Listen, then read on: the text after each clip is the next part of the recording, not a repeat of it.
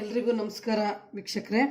ನಾನಿವತ್ತು ಈ ಎಳೆ ತೆಂಗಿನಕಾಯಲ್ಲಿ ಹೇಗೆ ದೋಸೆ ಮಾಡೋದು ಅಂತ ಹೇಳ್ಕೊಡ್ತಾ ಇದ್ದೀನಿ. ಇದು ಬಲ್ತಿರೋದು ಚೆನ್ನಾಗಿರುತ್ತೆ. ಇದು ಈ ಥರ ಕಲರ್ ಹಿಂಗಿರುತ್ತೆ, ಈ ಥರ ಬಲ್ತಿರುತ್ತೆ, ದಪ್ಪ ಇರುತ್ತೆ ದಳ. ತೆಂಗಿನಕಾಯಿ ಹಣ್ಣುಗಾಯಿ ಅಂತ ಅಂತಾರೆ ಇದಕ್ಕೆ ದಿಗಡ್ಗಾಯಿ ಅಂತಾರೆ. ಇದು ಸ್ವಲ್ಪ ಎಳೆಕಾಯಿ ನೋಡಿ, ಹಿಂಗೆ ಬೆಳ್ಳಗಿರುತ್ತೆ ಹಿಂಗೆ ಹಿಂದ್ಗಡೆ ನೋಡಿ, ಇದೆಲ್ಲ ಬೆಳ್ಳಗಿದೆ.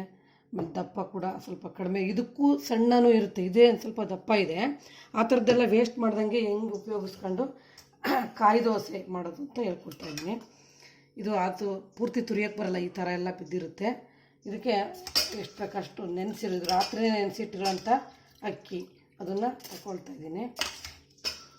ತುಂಬ ಜಾಸ್ತಿ ಕಾಯಿನೂ ಹಾಕ್ಬಾರ್ದು, ಅವಾಗೇನಾಗುತ್ತೆ ಹಂಚಿಗೆ ಹಿಡ್ಕೊಳ್ಳುತ್ತೆ, ಒಯ್ಯೋಕ್ಕೆ ಬರಲ್ಲ, ನೀಟಾಗಿ ದೋಸೆ ಮಾಡೋಕ್ಕೆ ಬರಲ್ಲ. ಇಷ್ಟು ಕಾಯಿಗೆ ಒಂದಿಷ್ಟು ಸಾಕು, ಇಷ್ಟು ಅಕ್ಕಿಗೆ ಒಂದಿಷ್ಟು ಕಾಯಿ ಆದರೂ ಸಾಕು. ಇನ್ನು ಹಾಕೋಬೋದು. ಇದಿಷ್ಟನ್ನು ನಾನು ರುಬ್ಬಿಡ್ತೀನಿ.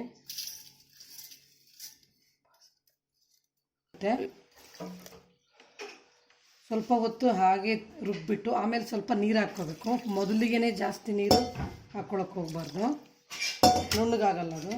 ಫಸ್ಟ್ ಹಾಗೆ ಸ್ವಲ್ಪ ರುಬ್ಕೊಂಡು ಆಮೇಲೆ ಇನ್ನೊಂದು ಸ್ವಲ್ಪ ನೀರು ಹಾಕ್ಕೊಂಡು ರುಬ್ಕೊಳ್ಬೇಕಾಗುತ್ತೆ. ಈ ಪಾತ್ರೆಗೆ ಹಾಕ್ಬಿಡೋಣ ರುಬ್ಬಿರೋದನ್ನು.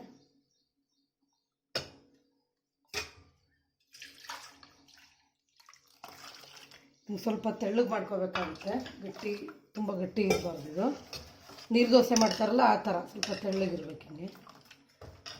ಇದು ಒಂದು ರೀತಿ ನೀರು ದೋಸೆನೇ, ಕಾಯಿ ದೋಸೆ ಅನ್ಬೋದು, ದಿಗಡ್ಗಾಯಿ ದೋಸೆ ಅಂತ ಹೇಳ್ಬೋದು. ಎಳೆಕಾಯಿ ಹಾಕಿ ಮಾಡ್ತೀವಲ್ಲ, ಇಷ್ಟು ಕನ್ಸಿಸ್ಟೆನ್ಸಿ ಇಷ್ಟು ತೆಳ್ಳಗಿದ್ರೆ ಸಾಕಿಷ್ಟು.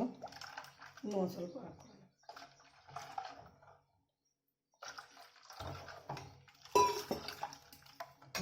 ಇವಾಗ ನಾವು ಚಟ್ನಿ ಮಾಡ್ಕೊಳ್ತೀನಿ.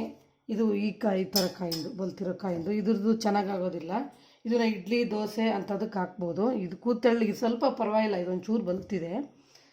ತೆಂಗಿನಕಾಯಿ, ಹುರ್ಗಡ್ಲೆ, ಬೆಳ್ಳುಳ್ಳಿ, ಹಸಿ ಶುಂಠಿ, ಮೆಣಸಿನ್ಕಾಯಿ, ಕೆಂಪು ಮೆಣಸಿನ್ಕಾಯಿ ತೊಗೊಂಡಿದ್ದೀನಿ ನಾನು ಇವತ್ತು. ಇದು ಹುಣಸೆಹಣ್ಣು, ಉಪ್ಪು, ಇದಿಷ್ಟನ್ನು ಚಟ್ನಿ ಮಾಡ್ಕೊಳ್ತೀನಿ.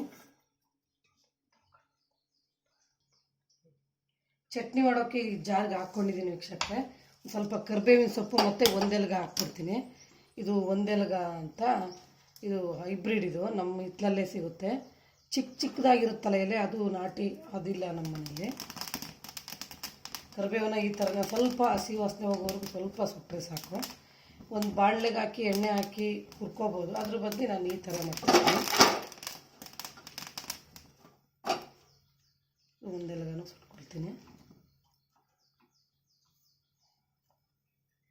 ಇಟ್ಕೊಂಡ್ಬಿಟ್ಟು ಇದರೊಳಗಡೆ ಹಾಕ್ಕೊಂಡು ಚಟ್ನಿ ಮಾಡ್ತೀನಿ.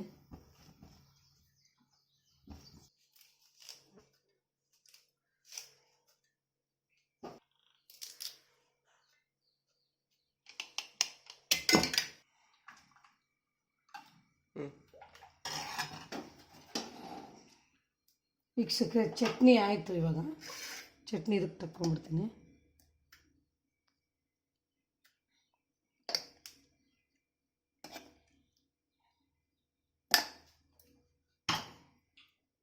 ದೋಸೆ ಹಂಚು ಕಾಯಕ್ಕೆ ಇಟ್ಟಿದ್ದೆ, ಸ್ವಲ್ಪ ಕಾಯಿಲಿ ಸ್ವಲ್ಪ ಹೊತ್ತು ಹಂಚು ಕಾದ್ಮೇಲೆ ಹಾಕಬೇಕು. ಇದು ಈರುಳ್ಳಿನ ಕಟ್ ಮಾಡಿ ಈ ಥರ ಉಜ್ಜಿದ್ರೆ ಕಚ್ಕೊಳ್ಳಲ್ಲ ದೋಸೆ ಅಂತ. ಇದು ಹಳೇದಾಗಿದೆ ನಮ್ಮದು ಹಂಚು ತವ. ಹೊಸ ತವ ಆದರೆ ಚೆನ್ನಾಗಿ ಬರುತ್ತೆ.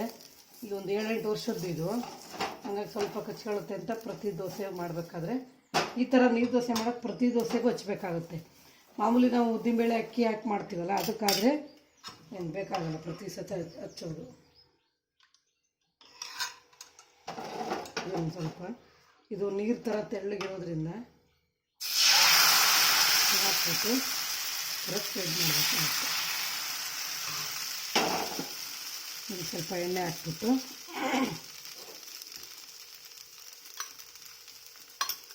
ಲಿಡ್ನ ಕ್ಲೋಸ್ ಮಾಡಿಬಿಡೋಣ.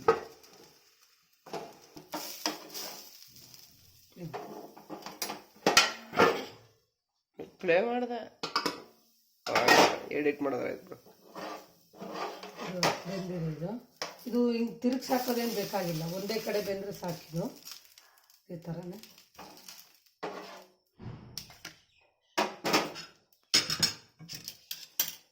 ನಾನು ಮಾಡ್ತೀನಿ.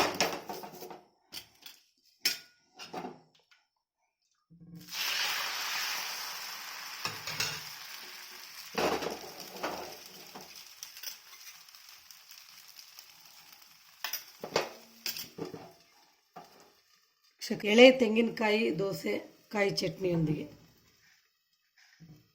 ನೋಡಿ. ಇಷ್ಟ ಆದರೆ ನಮ್ಮ ಚಾನಲ್ನ ಸಬ್ಸ್ಕ್ರೈಬ್ ಮಾಡಿ, ಲೈಕ್ ಮಾಡಿ, ಶೇರ್ ಮಾಡಿ. ನಮಸ್ಕಾರ.